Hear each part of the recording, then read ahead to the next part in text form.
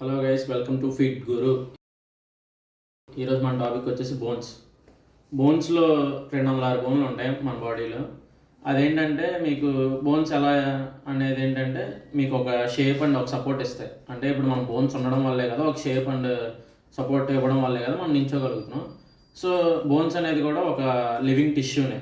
So ఇందులో ఏంటంటే మనకి బోన్స్లో కాల్షియం అనేది ఉంటుంది. కాల్షియం అనేది అబ్బాయిలకి కావాలి, అమ్మాయిలకి కావాలి. అండ్ మెన్స్లో పర్సంటేజ్ వచ్చేసి 1000 మిల్లీగ్రామ్స్ కావాలి, ఉమెన్స్లో 1200 మిల్లీగ్రామ్స్ కావాలి. అంటే అబ్బాయిల కంటే అమ్మాయిలకి ఇంకా ఎక్కువ కాల్షియం కావాలి.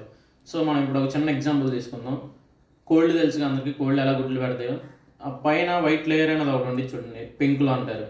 సో అదేంటంటే మొత్తం కోడి తన బోన్స్లో ఉన్న కాల్షియం మొత్తాన్ని యూజ్ చేసి మీకు ఒక గుడ్ అనేది చేసేది. అలాగే ఉమెన్స్లో కూడా అంతే. వాళ్ళు ఎవరైనా డెలివరీ అయ్యేటప్పుడు, బేబీస్ వచ్చేటప్పుడు వాళ్ళు ఎంతైతే కాల్షియం బాడీలో ఉందో అదంతా కరిగిపోయి మీకు ఒక బెడ్ అనేది ఫామ్ అవుతుంది. సో ఇలాగే కోడే ఒక గుడ్డుని ఫామ్ చేయడానికి అంత కాల్షియం పోగొట్టుకుంటే మనిషి అంత పోగొట్టుకోవాలి.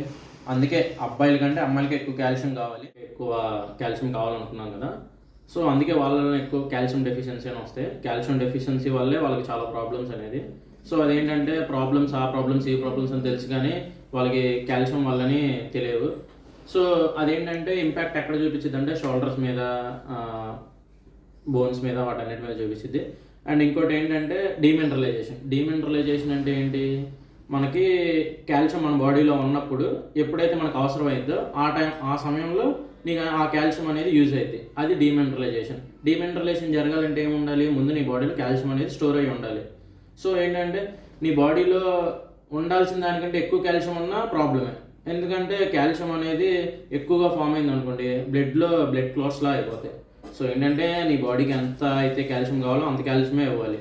సో అలా ఇస్తేనే calcium to muscle to bones, అంటే కాల్షియం అనేది మజిల్లో ఫామ్ అయ్యి మజిల్ అనేది బోన్స్లో వెళ్ళినప్పుడే కదా మీకు సపోర్ట్ అనేది ఎక్కువ ఉంటుంది, బోన్స్ అనేది బాగుంటుంది.